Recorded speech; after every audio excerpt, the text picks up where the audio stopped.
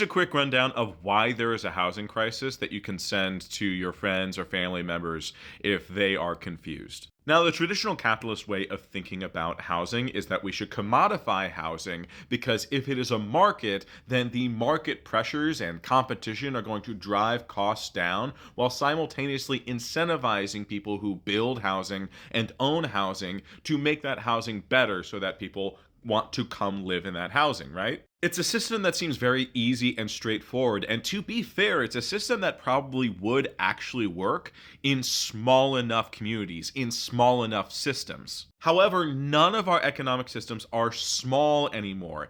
Every single market is now part of a global economy, and all of the resources that are used in that global economy can impact even small markets. This is why housing is no longer being considered a commodity. It is now being considered an asset. It is now something to put in your portfolio to make yourself look like you have a lot of value behind you when you negotiate in these larger trade deals. So imagine you're a multi-billion-dollar company and you are trading in rental properties. You are buying full apartment complexes wholesale to add to your portfolio. Now, a lot of us think that you would buy that property in order to rent it out and then make a profit from those rentals. However, that's not where they make most of their money. What they actually do is take the value of that apartment complex and put it up as collateral to get a loan from a bank worth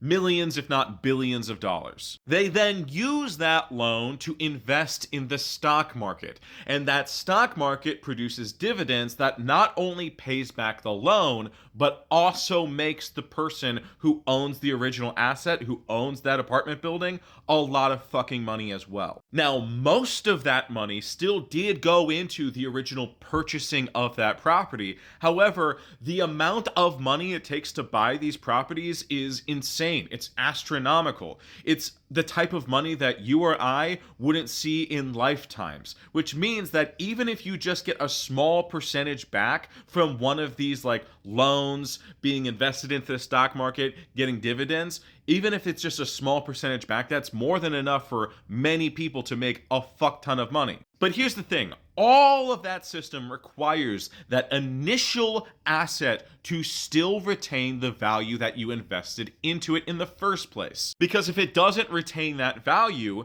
then you can't continue to put it up for collateral for big loans like you did in the first place. But here's the thing. How do you judge the value of an apartment complex? Now, you or I, again, might think that the value comes from the profit generated from the people paying rent, but that's actually not true. Because, again, it is assessed by the value that it could theoretically generate if you are honestly trying to fill those units with as many people as possible. You don't actually have to fill the units, you just have to make sure that rent on that unit is very, very high, so that theoretically, if it were ever full, you would make a lot of money off the property. Which is why they will literally never lower the cost of rent. Even if they have tons and tons of vacant units and tons of people in the local community who need homes and demand is high, they will not lower the price to make those units accessible. Because as soon as they do that, they lower the theoretical value of the property, which means that they can't get those loans at as good of a rate anymore. Which means they wouldn't be able to buy as many stocks and they wouldn't be able to get as much back in dividends, which again is the only way they're making money because they don't really give a shit about the rent. Now you may be sitting there thinking, hey, wait, isn't that still kind of fucking crazy? Like, a whole lot of things can affect these properties and diminish the value. Are you really banking the entire organization on this one property retaining its value in theory, even though you can't actually get that value out of the property? And you're right, that would be fucking crazy to do if you had one property. But these organizations, these companies, they don't buy one property. They buy all the fucking properties. And they build into the idea that some of these properties are going to fall apart. Some of these properties are going to have to be sold off for pennies on what they paid. But again, that doesn't fucking matter to them. These properties can fall apart left and right, and so long as they are able to make back a return on their investment, it doesn't fucking matter anymore.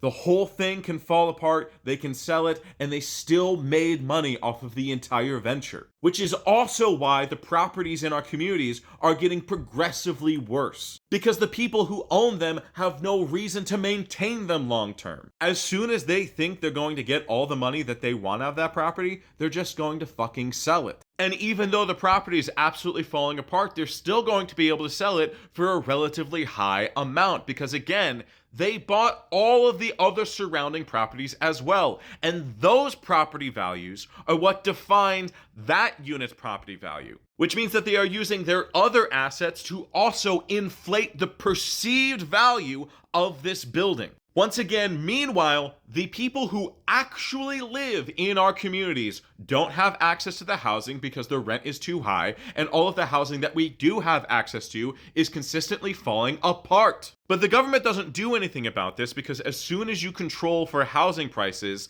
the entire stock market crashes overnight. But here's the thing, that doesn't fucking matter. It doesn't fucking matter. Remember Pam Bondi? The Dow's over 50,000 or whatever the fuck. Does that matter to you? Is your life better because the Dow is a number? No. What matters is that we have homes and communities that aren't crumbling. A stock market crash of that nature isn't actually a crash. Everything just becomes more affordable for the average person to have a better life. Our lives would become better, which, if you actually do care about stocks long term, is actually a good thing for the stock market. Because guess the fuck what? When you have a bunch of consumers who are totally fine when it comes to the cost of living, they turn around and they spend more into the economy.